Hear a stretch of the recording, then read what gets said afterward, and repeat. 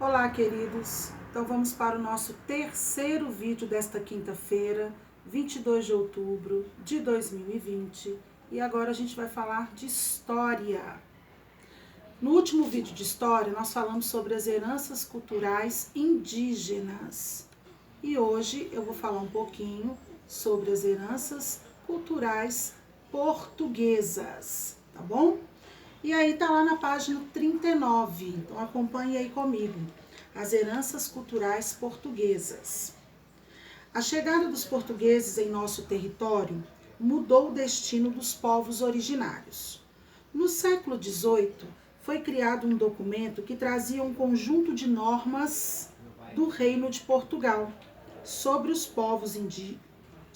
como os povos indígenas deveriam ser tratados. Tal documento indicava, por exemplo, que a língua portuguesa seria a língua oficial e que a mistura entre indígenas e portugueses poderia ser utilizada como uma forma de acabar com o preconceito em relação aos indígenas. Bom, isso aí a gente viu que quando os portugueses aqui chegaram e se depararam com os povos indígenas, houve um choque cultural muito grande. Sabemos também que a nossa cultura brasileira, ela foi formada devido às origens dos povos indígenas, portugueses e africanos. Os três povos contribuíram para a formação da nossa cultura brasileira. Isso a gente já está cansado de falar, porque a gente falou isso exaustivamente no capítulo anterior, né, no volume 1 lá do primeiro livro do Benoni. Só que agora a gente está vendo um pouquinho mais a fundo que tipo de heranças culturais foram essas que esses povos deixaram. Então aqui já começou a falar para a gente sobre um documento que oficializaria a língua no Brasil como língua portuguesa. Então a língua oficial era a língua portuguesa, ou seja, já se começou a banir aí a língua de origem dos indígenas, tá? Então, o que a gente vai fazer? A gente vai grifar esse primeiro parágrafo todo de a chegada dos portugueses até indígenas, tá bom? Isso aqui nós já estamos sabendo o que aconteceu, porque nós já estudamos isso aqui. Então, tá meio que recapitulando o que a gente já sabe. Mas é importante que a gente grife isso aqui. No segundo parágrafo fala o seguinte: a miscigenação e a língua portuguesa são dois dos principais legados deixados pelos colonizadores. Onde mais, no nosso cotidiano, Portugal se faz presente? Embora o Brasil atualmente seja um estado laico, ou seja, não tem uma religião oficial, nem sempre foi assim. A separação entre a Igreja Católica e o Estado ocorreu no século XIX. Portugal era um dos mais antigos reinos com catolicismo forte, que impactou a cultura brasileira, tornando algumas práticas habituais, como as procissões, por exemplo. Então, o que está mostrando aqui para a gente? Que Portugal se fez presente na nossa mistura, que é na miscigenação, que é uma mistura de diferentes etnias, de diferentes povos, ou seja, índios e portugueses acabaram se misturando, né? Acabaram tendo aí frutos, né, de uma mistura entre indígenas e portugueses. Então, além da mistura, ficou também uma herança, esse legado aí pra gente, né? Que são, além da miscigenação, também um pouco dessa cultura indígena aí na questão da língua ser diferente da nossa, dos costumes, né? Da questão da alimentação. Mas aí vem falando aqui pra gente, aonde mais que essa cultura, que esse legado português se faz presente ainda na nossa cultura? Na questão da religiosidade, tá? Eu falei muito rápido com vocês sobre essa questão dos portugueses quererem catequizar os índios. Era como se essa religião para os portugueses, que os índios tanto cultuavam, né, e têm, para eles não valessem de nada. Eles tentaram catequizar os índios, muitas vezes de forma até bruta. Alguns se deixaram ser catequizados, a maioria não, tá? Então, Portugal se faz presente também para nós na questão religiosa. Então, vamos grifar aí também o segundo parágrafo, que ele é importante.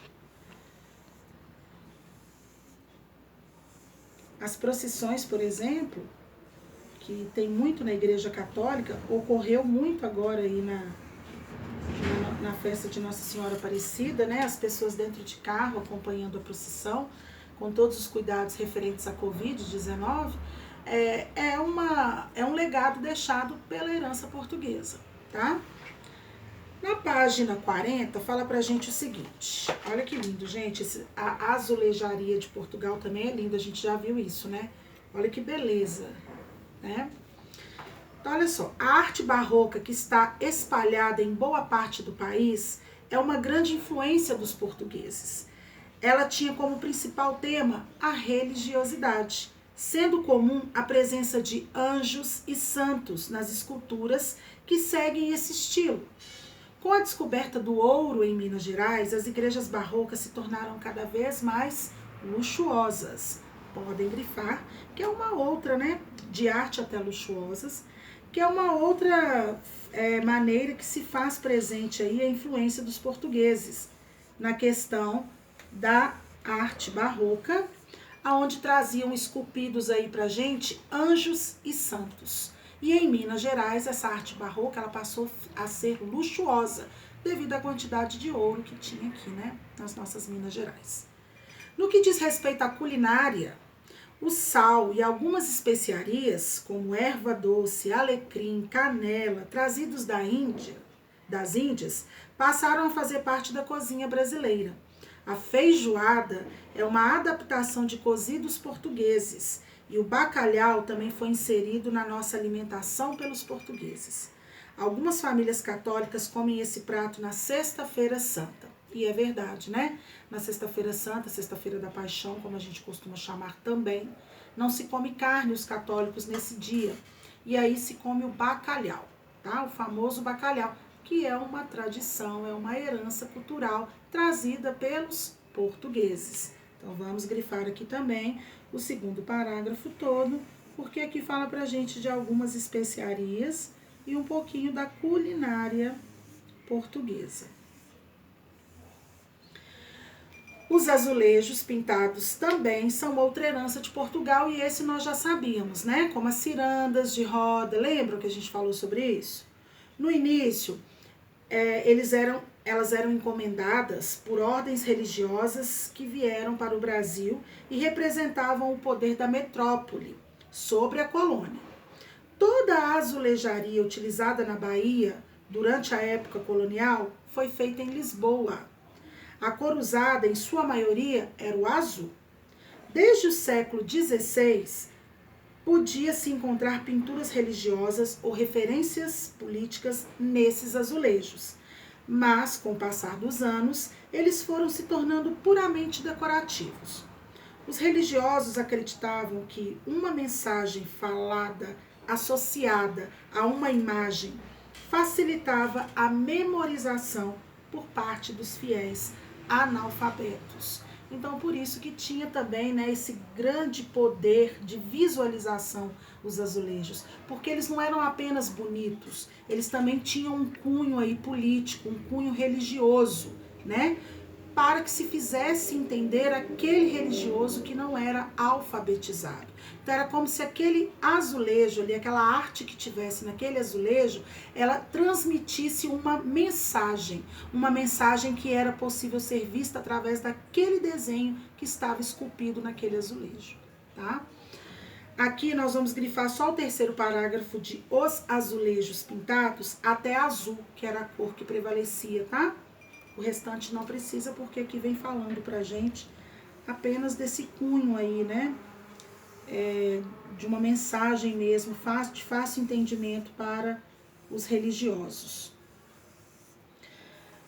Aqui nós temos ao lado, embora seja de origem italiana, a arte barroca foi trazida ao Brasil pelos jesuítas, que eram os padres que tentaram catolizar os índios, e se difundiu por parte do país. Observe a igreja de São Francisco na Bahia. Olha que luxo, gente, essa imagem. né? Você entra nessa igreja, independente da religião que você seja, você vai ali para apreciar a arte que está ali, né? Quando eu entro aqui na Matriz de Santa Luzia, eu fico observando os mínimos detalhes que estão pintados no teto da igreja. É uma coisa linda, você se emociona ao ver tanta delicadeza e tanto cuidado ao retratar ali aqueles querubins, aqueles anjos. É uma arte assim muito bonita, tá? E aqui na página 41, no último parágrafo, lá no alto da página, fala o seguinte: embora essa prática seja derivada da cultura islâmica, ou seja, que veio da cultura islâmica, os portugueses foram os que mais desenvolveram a pintura em azulejos. No século XIX, os azulejos passaram a ser usados como decoração nas áreas externas das construções, transformando-se em um legado português e não mais em uma forma de imposição sobre a colônia.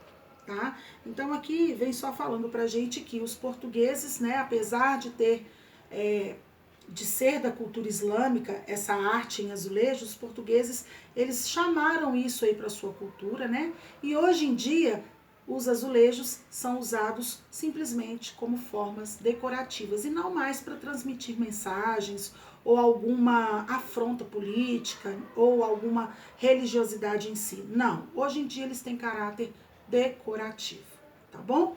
Então vocês vão fazer aí para mim o antes de seguir, que são as perguntas 4 e 5, duas perguntinhas apenas, tá? Sobre as heranças culturais portuguesas, que nós vimos aí que não só a miscigenação, que é a mistura, né, de portugueses com indígenas, não só a questão do dialeto, que os portugueses oficializaram o português como língua oficial aqui do nosso país, mas também na questão da religiosidade, na questão da arte barroca e na questão da azulejaria, tá bom? Então essas foram algumas heranças culturais portuguesas que nós aprofundamos aí do legado português, tá? Façam antes de seguir para que a gente possa estar corrigindo aí nas próximas lives.